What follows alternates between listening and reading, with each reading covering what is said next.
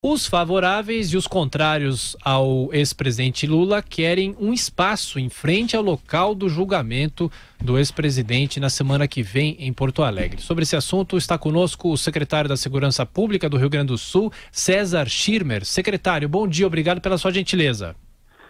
Bom dia, Tiago, um prazer muito grande conversar consigo. Parabéns aí à Rádio Jovem Pan pela qualidade de sempre. Queria também cumprimentar o Augusto Nunes e o Marco Antônio Villa.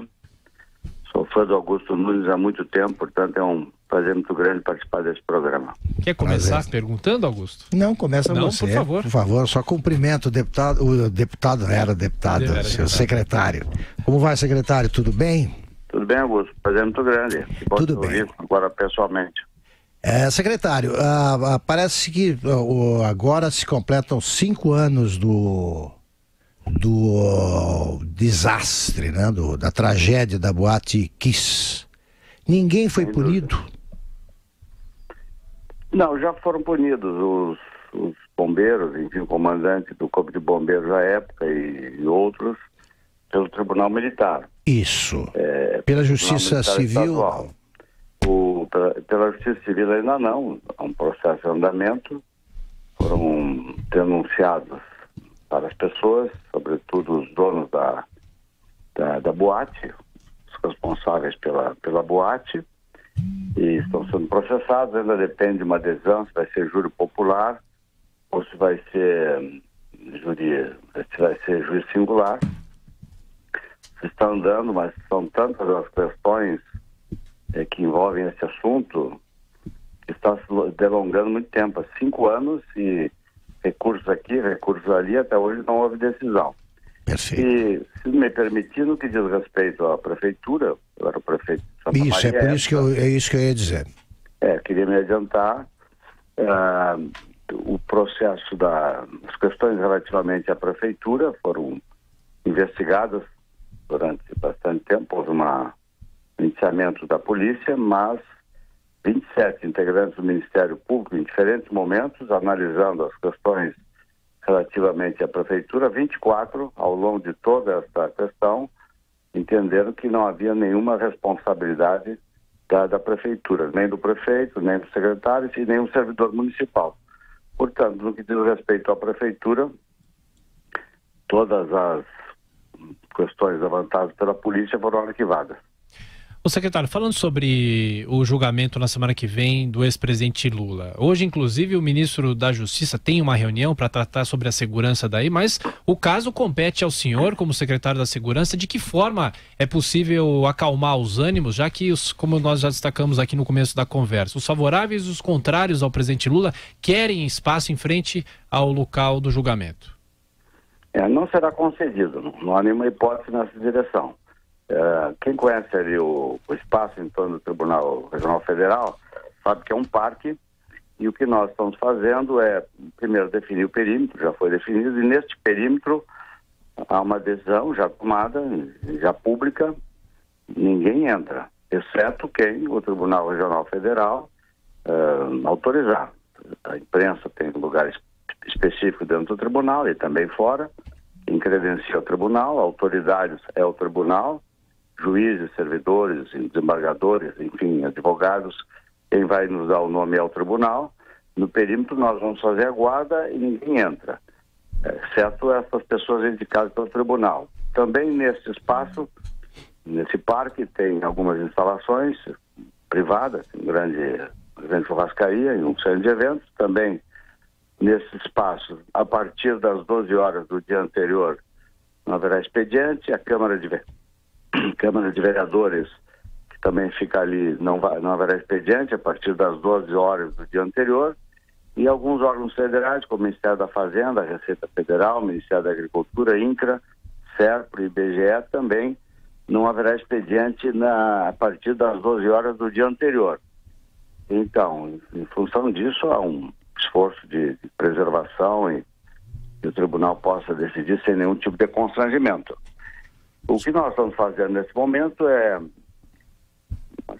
enfim, vamos tentar de forma acordada, mas se não for possível, vai ser de outro jeito. Estamos definindo espaços tanto para quem quer se manifestar contra ou quem quiser se manifestar a favor, espaços bem distantes, de tal forma que não haja nenhuma possibilidade de aproximação física entre manifestantes.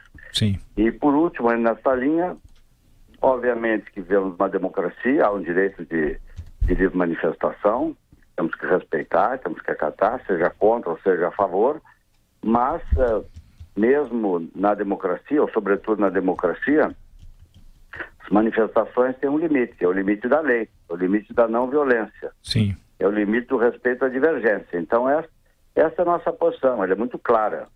É claro que às vezes manifestações isoladas de lado a lado, simuladoras da violência, Sim. Não constroem nada, é o contrário. Quando os líderes de relevância manifestam posições de incitação à violência, eles ignoram que tem seguidores, que tem pessoas que estão ouvindo e que muitas vezes interpretam a manifestação de forma um pouco radical e Sim. cometem desatinos. Perfeito. Sobretudo aí em Brasília. De Brasília, o pessoal aí da política federal, mas aqui no Rio Grande do Sul, as lideranças políticas de parte a parte têm tido manifestações de respeito, enfim, nessa linha que eu estava falando. Perfeito, secretário. Bom dia, Marco Antônio Villa, secretário. Bom dia. Eu vejo pelas medidas que foram adotadas, como o senhor mostrou no dia anterior, dia 23, desde o meio-dia, por exemplo, uma série de repartições, empresas que estão na região, né, não vão, as pessoas não poderão mais circular nessa área próxima, quer dizer, tem um enorme custo econômico, né? Quase que a suspensão do trabalho por um dia e meio e tal. Aí, uma última questão, então, que eu coloco ao senhor é o seguinte: vai ter acampamento do MST? Como é que vai ficar essa questão? No espaço em torno do tribunal, neste parque, não.